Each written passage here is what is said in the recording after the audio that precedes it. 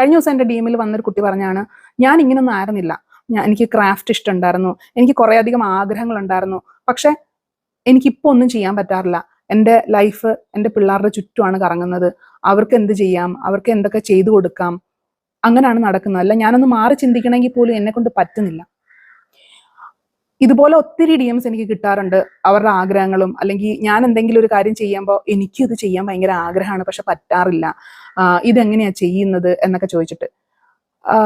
എനിക്ക് തോന്നുന്നു നമ്മൾ ചെയ്യേണ്ട ഒരു കാര്യം, നമ്മുടെ സൊസൈറ്റിയുടെ വോയിസ് നമ്മളൊന്ന് മ്യൂട്ട് ചെയ്യണം. അതുപോലെ നമ്മുടെ ഐഡന്റിറ്റി, നമ്മുടെ വോയിസ് നമ്മൾ കുറച്ചൊന്ന് കൂട്ടി വെക്കണം, കുറച്ചധികം കൂട്ടി വെക്കണം. ലൈക്ക് സൊസൈറ്റിക്ക് എന്ത് വേണമെങ്കിലും എപ്പോൾ വേണമെങ്കിലും പറയാം, ഈ നാക്കിനെല്ലില്ല എന്നൊക്കെ പറയുന്ന കണക്ക്. അതായത് നമ്മളിപ്പോ കുട്ടികളെയും കൊണ്ട് വീട്ടിലിരുന്നാൽ പറയും, അവള് പഠിച്ചിട്ടും അവള് ജോലിക്കൊന്നും പോവാണ്ട് എന്താ തിന്നു മുടിപ്പിക്കാനായിട്ട് ഇരിക്കുക എന്ന് പറയും.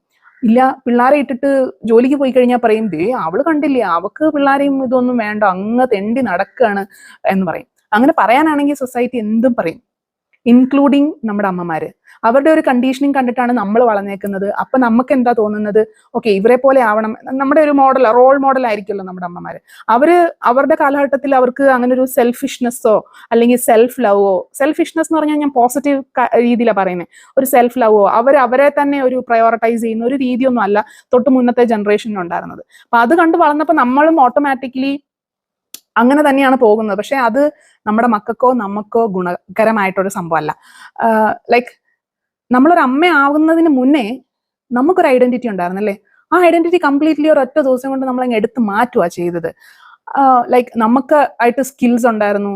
ഇപ്പൊ നമ്മുടെ മക്കളാണെങ്കിൽ തന്നെ കുറച്ചൊന്ന് വലുതായി പിള്ളേർ, അവർ നമ്മളെ കാണുന്ന ഒരു രീതി എന്ന് പറഞ്ഞു കഴിഞ്ഞാൽ ഇറ്റ്സ് ലൈക്ക് നമ്മള് വീട്ടിൽ ഫുഡ് ഉണ്ടാക്കാനും അവരുടെ കാര്യങ്ങൾ നോക്കാനും അവരുടെ ഡ്രസ്സ് എടുത്തു കൊടുക്കാനും അവരുടെ പരീക്ഷ ഓർമ്മിപ്പിക്കാനും അവരെ പഠിപ്പിക്കാനും അങ്ങനെയുള്ളൊരു അസിസ്റ്റന്റ് അങ്ങനായിട്ട് മാത്രമാണ് അവരും കൺസിഡർ ചെയ്യുന്നത്. അല്ല നമുക്കൊരു ഐഡന്റിറ്റി ഉണ്ട്, നമുക്കും ഇവരെ പോലെ സ്കിൽസ് ഉണ്ടായിരുന്നു, നമ്മളും ഒരു കാലത്ത് ഇവരെ പോലെ തന്നെ സ്കൂളിലും കോളേജിലും ഒക്കെ പാറി പറന്ന് നടന്നിരുന്ന ഒരാളാണ് എന്നൊരു കൺസിഡറേഷൻ പോലും ഇല്ലാതെ ഇവർക്ക് എന്നെ അറിയാം, അമ്മയ്ക്ക് എന്തറിയാം, മിണ്ടാതിരി എന്ന് പറയുന്ന ഒരു ലെവലിലേക്ക് നമ്മൾ പോയിട്ടുണ്ടെങ്കിൽ അത് നമ്മുടെ തന്നെ കുറ്റാണ്, വേറെ ആരുടെയും കുറ്റമല്ല. നമ്മൾ തന്നെ വർക്ക് ചെയ്യണം. ഇനിയും മുന്നോട്ട് വരാൻ സമയമുണ്ട്, വർക്ക് ചെയ്യുക. അതായത് നമുക്കൊരു കോൺഫിഡൻസ് ഫീൽ ചെയ്യണം.